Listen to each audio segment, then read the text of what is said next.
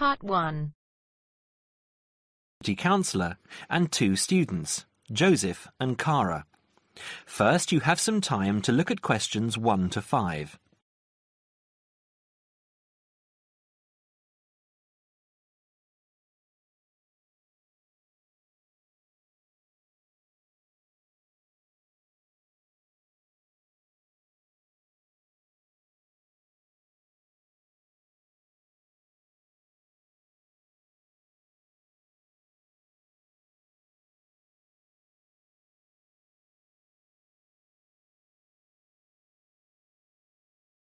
Now we shall begin. You should answer the questions as you listen because you will not hear the recording a second time. Listen carefully and answer questions 1 to 5. Hi, Joseph. How are you today? Fine, thanks. And Cara, how are you? Good. As we discussed on the phone earlier, I wanted to speak with both of you about the subjects you have chosen to study and how you are managing your time. Okay? Yes. I think so. Okay, so I'll start with Cara. You've been here for how many months now? I've been here for 6 months. How are you finding it? It's good. I'm enjoying the course. And what about life outside? Are you making friends and socializing? Not really. People here are quite closed. They don't talk to you. I see. So, what do you do after classes? I usually go home and study, and I might go out for a walk, but never really with anyone. Sometimes my roommate Louisa comes with me, but she always seems to be busy. How is this affecting your schoolwork? I don't think it is, but I miss home. Cara, what I suggest for now is that you look into joining one of the social clubs on campus. There are a variety of them. You can go camping, skiing, snorkeling, painting, dancing, reading, horse riding, rowing. There's a list on the school website. Have a look and work out which one you're interested in and which suits your timetable. You'll meet friends that way and people who have the same career interests as you. As for the subjects you've chosen for a career in microbiology, I think you should look into dropping one of your subjects and picking it up again next year as a minor. You have a lot on your plate, and this will just cause great pressure. It doesn't mean that you aren't coping, but you're doing about 10 hours more than the average student a week. Think about it, and we can make another appointment to discuss it. When are you free? I have an hour free usually on Wednesdays at 11:30. Okay, good. Come to my office at 11:45 and wait in reception. Okay? Okay, I'll see you then. Before you hear the rest of the conversation, you have some time to look at questions 6 to 10.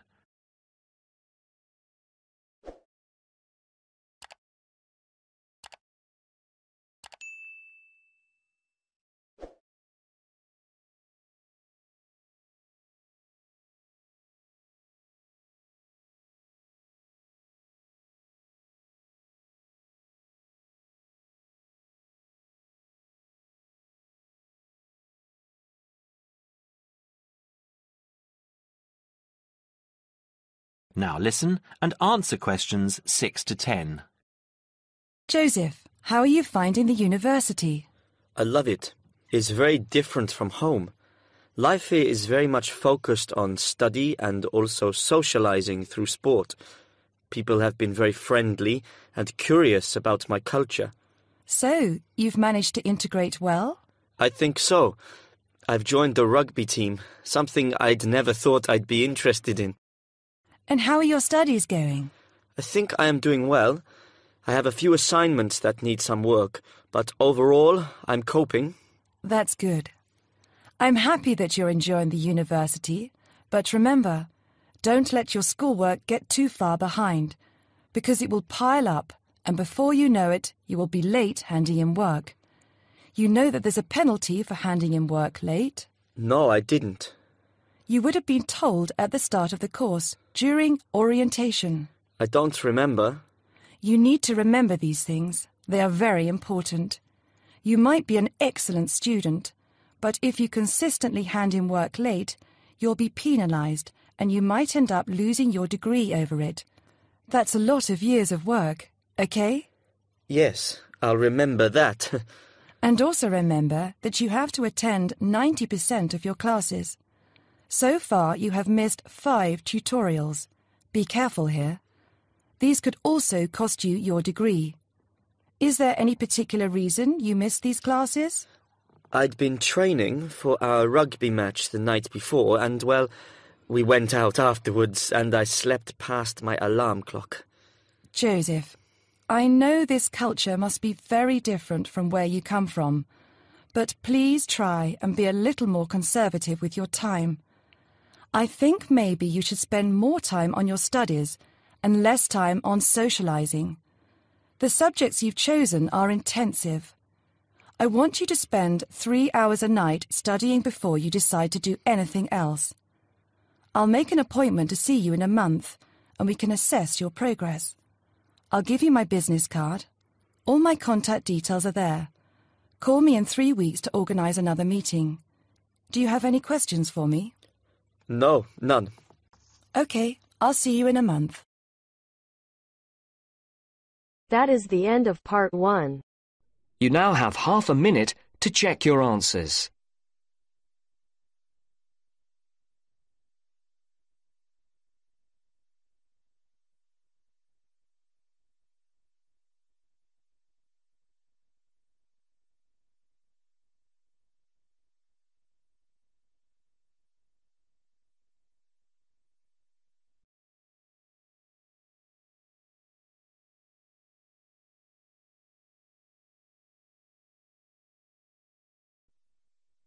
Now turns to part 2. Part 2. You will hear a salesman giving information to house owners about an alarm system. First, you have some time to look at questions 11 to 16.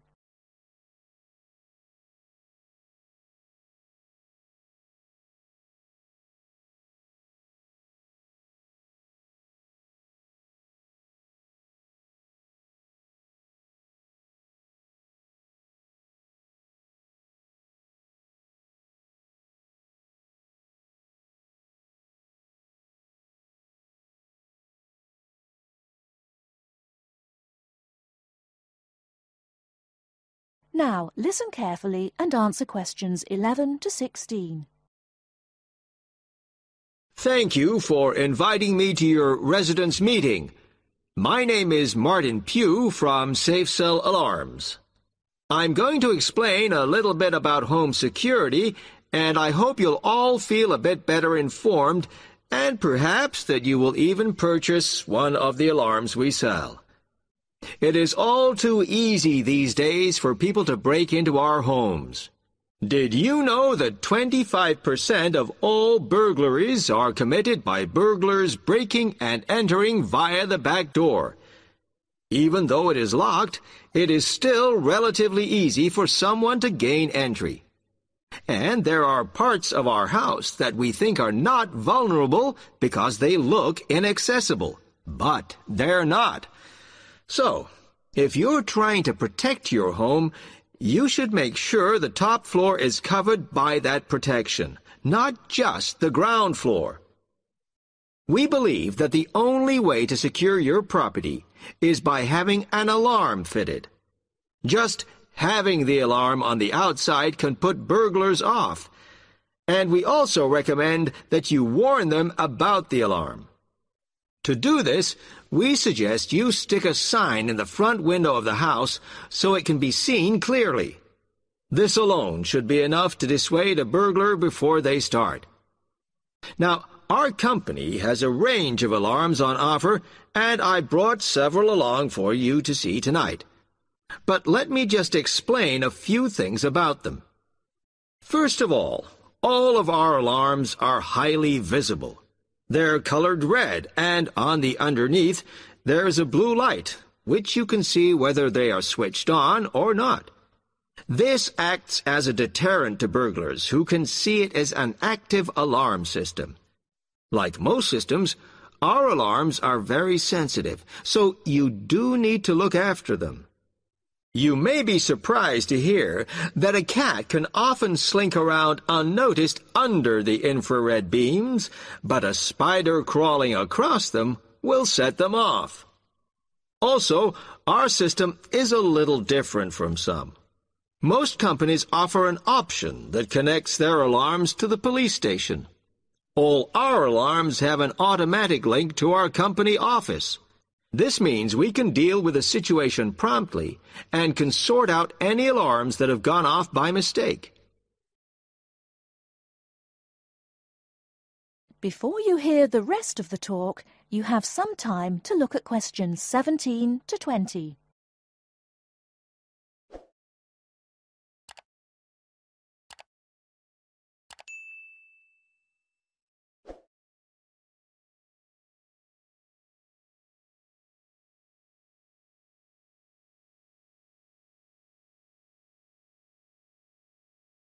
Now listen and answer questions 17 to 20.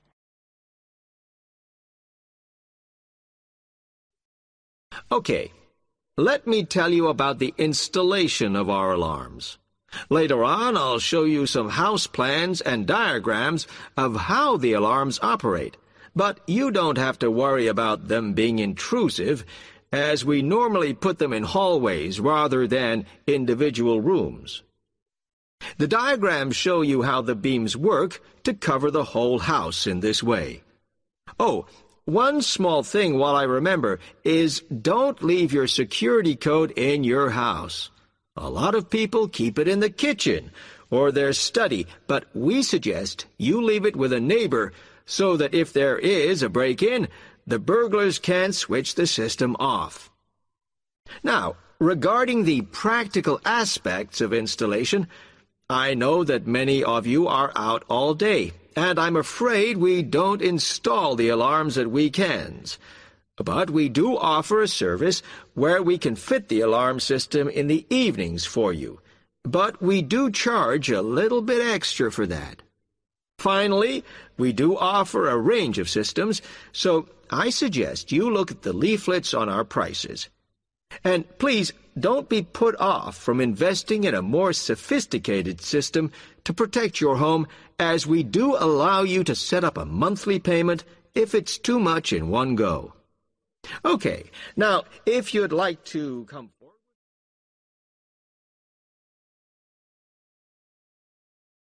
That is the end of part 2. You now have half a minute to check your answers.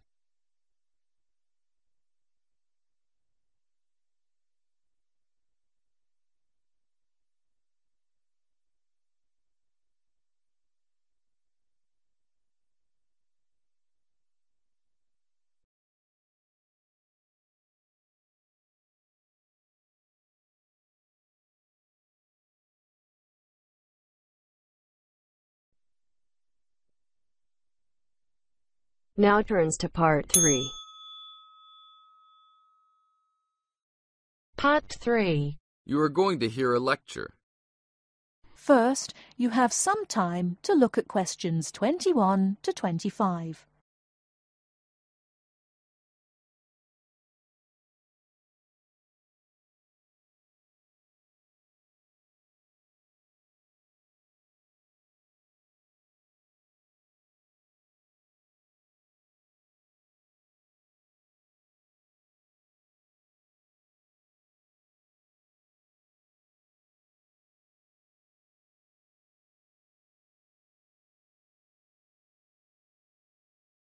Now listen carefully and answer questions 21 to 25.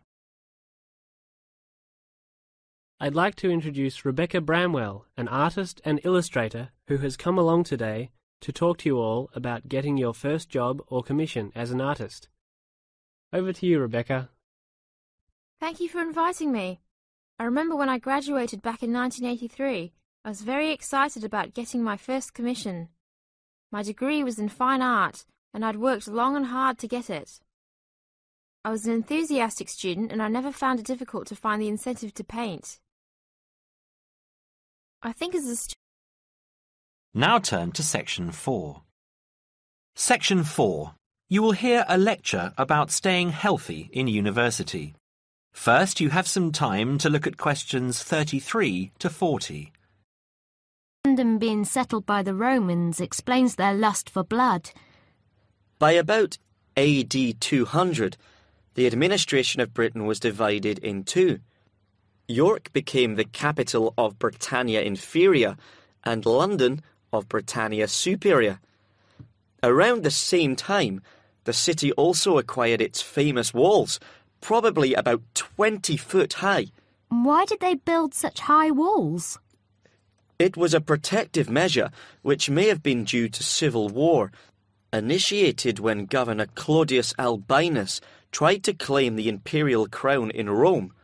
Was paganism still predominant then? Yes, but Christianity appears to have reached the province at an early date, and only a year after the religion became officially tolerated in the empire.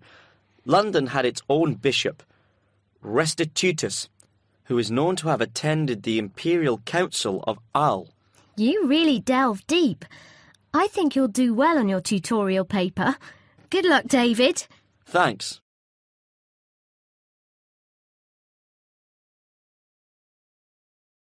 Good morning all.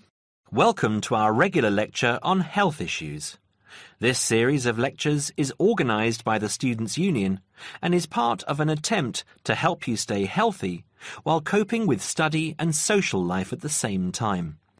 It's a great pleasure to welcome back Ms. Mary Kirk, who is a professional health advisor and physical education officer. Thank you, Peter, for the introduction. It's a pleasure to be back. Today we're going to discuss the benefits of exercise. University life is hectic and stressful. It also involves a lot of sedentary work, that is, sitting for many hours at a time.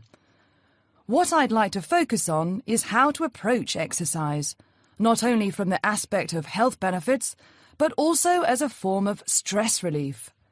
I know it's hard to organise your time around studies and socialising, but you can socialise while exercising.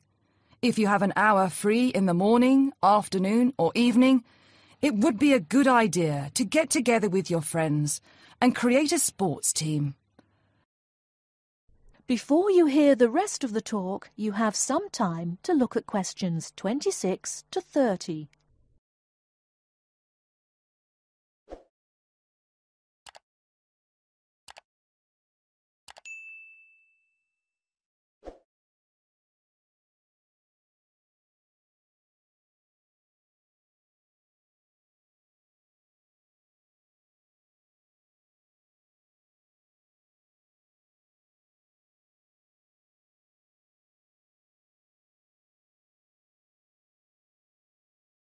Now listen and answer questions 26 to 30. The grounds of the university are ample enough to support every student's need to become active. There are also readily available facilities at your disposal, such as a football field, tennis and badminton courts. There's also a swimming centre, and within that building is a gymnasium, with a variety of programs such as aerobics and weight training. If the idea of attending one of these facilities seems daunting, then you can walk along the river. Oh, and that reminds me, the university also offers rowing. If there is a sport that you're interested in that's not on offer, you can approach either your student union representative or speak with Sports Administration Manager, Mr. Lawrence Cavendish. Now, I want to talk about why exercise is beneficial, physically and emotionally. The obvious results are physical. You can keep fit by using muscles that ordinarily don't get used in the classroom. The health benefits are astronomical. You'll live longer, be happier, and look good. By building muscle, you strengthen your bones, a definite advantage for women in their later stages of life, as women are prone to osteoporosis. It also strengthens your heart. Yes, don't forget your heart is a muscle, and the more exercise you do and the harder you work, the more blood is pumped from your heart to your brain. Now this brings me to the psychological advantages of exercise. When we are active, endorphins are released into our brain. An endorphin is a chemical that is released when your heart rate is pumping beyond its normal capacity. It's the same as adrenaline. You can actually feel when endorphins kick in. You feel a rush, almost a high. The benefits of this are numerous. Your brain works at peak capacity for a longer period of time. Your awareness is maximised, and the fatigue you usually feel at 4 o'clock in the afternoon will be non-existent. In one word, exercise makes you sharp. Now, I'm not saying that you should overdo exercise, because too much of anything can be dangerous. But if you think about your daily routine, you spend about 6 hours a day in lectures and another 2 or more hours studying. That's a long time to be sitting. And that is a long time for your body not to be moving around. So try and find at least 1 hour a day to get some exercise. If you can't fit in 1 hour a day, try 1 hour every second day or half an hour a day. You will see rewards instantly. You'll feel great and look great. This I can promise you. That is the end of part 3. You now have half a minute to check your answers.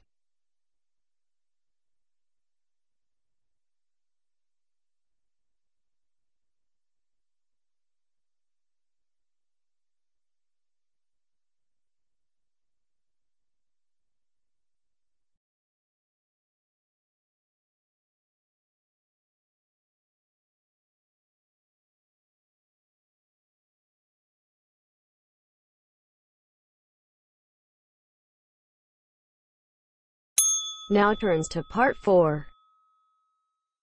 Part 4. You are going to listen to a lecture on language learning. First, you have some time to look at questions 31 to 40.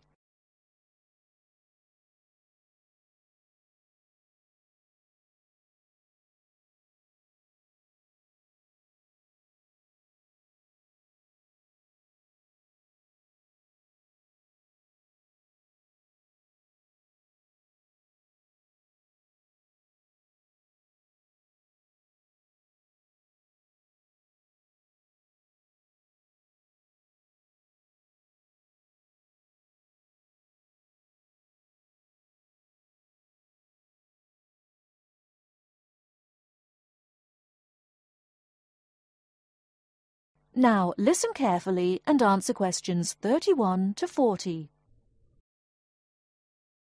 This is the first in our series of lectures on language learning. The topic I'd like to deal with today is what makes a successful language learner? There's been a lot of research into what makes some people learn a language faster than others. In this lecture, I'll summarize the main findings of the research into the subject. There are many factors that influence how quickly one learns a foreign language, of which exposure to the target language seems to be one of the most important factors to consider. It's this factor which determines the speed of learning a language, especially among those people who learn a foreign language outside the classroom. There are more people who did not learn a second language or a third language in the classroom, and I think that understanding how learners successfully learn languages without the help of a teacher can provide us with the key to how to become a successful language learner. Let's look then at the characteristics of a successful language learner. Motivation seems to be one of the key factors. Research into motivation has identified two main types: instrumental motivation and integrative motivation.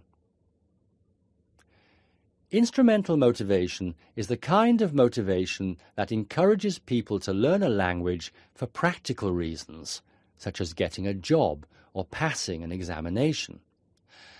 Learners with this kind of motivation intend to use the target language as a tool or instrument to help them achieve a goal. integrative motivation is what encourages learners to learn a language in order to communicate and socialize with others who speak the language. The primary aim for learners with integrative motivation is to use the language to integrate and identify with the community that uses the language. Immigrants, or people who are married to speakers of another language, are motivated in this way. Although most people have mixed motivation, research into language learning and acquisition suggests that integrative motivation produces much better results and is an important characteristic of successful language learners. Personality is another important factor in language learning. One does not need to be an extrovert to learn a foreign language, but willingness to experiment and take risks is essential. Introverted or anxious learners who are afraid of making mistakes find it harder to learn a language. Good language learners will try to experiment with different ways of learning vocabulary or grammar until they find the way that suits them best. Language is a complex system. Successful language learners often design complex learning systems to master a language. They think about how they learn and organize their learning accordingly. They develop their own learning style and use a range of learning skills such as efficient revision techniques, systems for learning and organizing vocabulary, the ability to monitor their own speech, and the ability to plan their learning. Finally, age is another major factor to be borne in mind. Children seem to be in the best position to learn a foreign language rapidly and with the best results. Older learners can also be very successful and become proficient at using a language. Adult learners who make decisions about their learning and are independent of the teacher, who are analytical and aware of how they learn, and who take responsibility for their learning, stand a very good chance of learning a foreign language successfully. That is the end of part 4. You now have half a minute to check your answers.